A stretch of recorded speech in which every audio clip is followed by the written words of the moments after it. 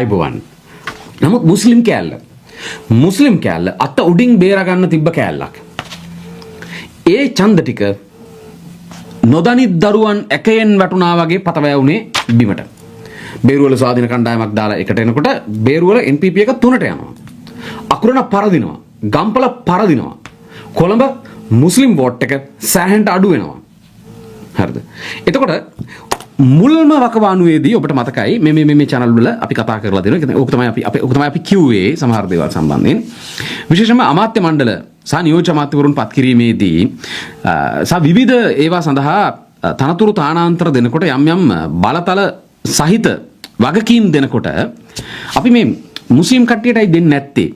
මුස්ලිම් අයට සමහර තනතුරු තානාන්තර දීම සම්බන්ධයෙන් ප්‍රශ්න කොට අපි තනතුරු දෙන්නේ නිකන් ජාතිකත්වය වගේ දේවල් පදනම් කරගෙන නෙවෙයි. හරිද? මේක වෙන එකක්. මේක වෙනස ඔයගොල්ලෝ තේරුම් ගන්න. දැන් තේරෙනවද මා පුතාලට? දැන් තේරෙනවද? මොකද්ද කිව්වේ? මේක වෙන එකක්. හරිද? මේ වෙන මේක වෙන එකක් නෙවෙයි දොරේ. මේ එකම එක තමයි. හරිද? මේ එකම එක ඇතුලේ හරියට මේ බෝඩ් එකේ ඉත්තු ටික අදින්නේ කොහොමද කියන එක පිළිබඳව අවබෝධයක් නැත්තම් අවුරුදු කියන එකක්වත් ඇතුළට ගන්න අදහසක් නැතුව ඒ මොකක් හරි එකක් කිව්වම කරට කැඩෙන්න උද්දච්ච උත්තරයක් දීලා හරිද?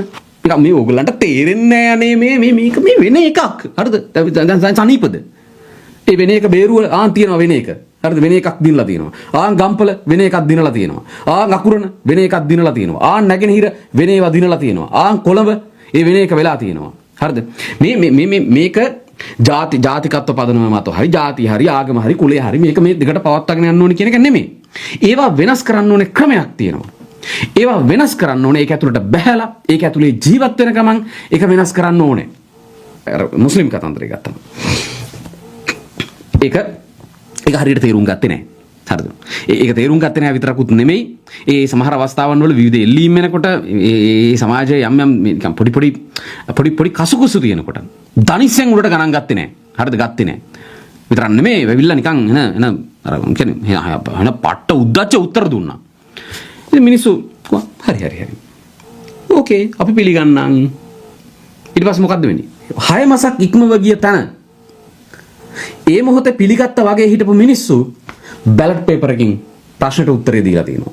දැන් බලපල්ලා මිනිස්සුන්ට. හරිද? තමන් සිස්ටම් චේන්ජ් කරනවා නම් සිස්ටම් එක පිළිබඳව මනා අවබෝධයක් ඇතුව මිසක සිස්ටම් චේන්ජ් කරන්න බෑ. අපි අර මුලින් නම් කියපු කතාවක් තිබුණා මිනිස්සු ඡන්ද දීමේදී වැදගත්ම සාධකය හැටියට සැලකුවේ අනුර කුමාර දිසානායක. ජනාධිපතිවරණයේදී තියෙන අනුරට දුන්න ඡන්ද, මහමැතිවරණයේ තියෙන අනුරට දුන්න ඡන්ද, හුඟක් යවුම් පාර්ලිමේන්තුවේ ඉන්නේ හුලකට පාවෙලා ආපු යවුම්. එහෙම කිව්වම තරහ යනවා. හරි අද්ද වෙන්න ඕනේ. ඒක ඉතා ඉක්මනින් කැබිනට් සංශෝධනයක් අවශ්‍යයි. මොකද්ද? මේව පළාත් පාලන මැතිවරණයේ පණිවිඩය නිසි පරිදි තේරුම් ගනිමින් ඉතා ඉක්මනින් කැබිනට් සංශෝධනයක් අවශ්‍යයි. නියෝජ්‍ය කතානායකවරයා ওই තනතුරෙන් අයින් කරන්න ඕනේ. ඒ මොන පාපයක් කරාටද? පොඩ්ඩක් කතාව සම්පූර්ණයෙන් අහගන්න. හරිද?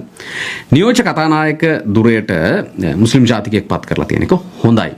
හරිද? හැබැයි ඇත්ත ප්‍රශ්නයක් තියෙනවානේ. කාටද කැබිනට් ඇමතිකමක් දෙන්නේ? මුස්ලිම් කෙනෙක් කවුද ඉන්නේ කැබිනට් ඇමතිකමක් දෙන්න? නියෝජ්‍ය කතානායකකම කියලා කියන්නේ තා සීමිත වපසරියක් ඇතුලේ තියෙන සීමිත වැඩ ප්‍රමාණයක් කරන්න සිද්ධ වෙන එකක්. හැබැයි මේ වෙලාවේ ඇත්ත ප්‍රශ්නයක් තිබෙනවා ජාතික ජන බලවේගයට ක්‍රමයෙන් ජාතික ජන බලවේගය සතු මුස්ලිම් ඡන්ද පදනම බිඳ වැටෙමින් තිබෙනවා. හරිද? බිඳ වැටිලා තියෙනවා. ඒ වැටෙමින් නෙමෙයි වැටිලා තියෙනවා. අතීත කාලේ වාක්‍යයක් එක. වැටුණා. බේරුවල ප්‍රශ්නේ, ගම්පල ප්‍රශ්නේ, අකුරණ ප්‍රශ්නේ, සානාගිනීර ප්‍රශ්නේ.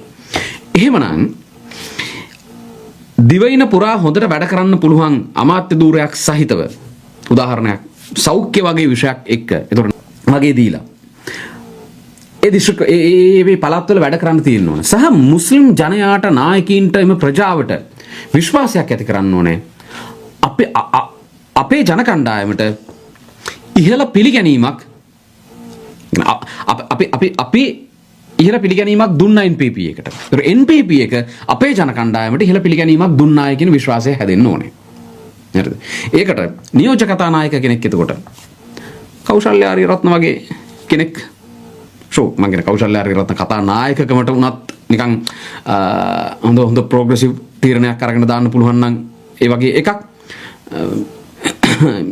දැන් කතානායකත් හොඳයි. ඉතින් මේ පුටුවේ කවුරු හරි ඉඳත් එපා. මේ දොර එමෙ කවුරු හරි දාගෙන මං කියන්නේ රිස්වි සාලිව ඔතනින් ගලවගෙන ඇවිල්ලා කැබිනට් පොසිෂන් එක ප්ලේස් කරලා රිස්වි සාලිට ඊට වඩා වැඩි වගකීමක් දෙන්න ඕනේ, දුවවන්න ඕනේ. මුනිර්ටත් පුළුවන් නම් එකක් දීලා සාව දැන් එතකොට මුනිර්ට පුළුවන් නම් දැන් ඔය ඉන්න නියෝජ්‍ය අමාත්‍යට කැබිනට් පොසිෂන් එකකට ප්‍රොමෝට් කරන්න පුළුවන්.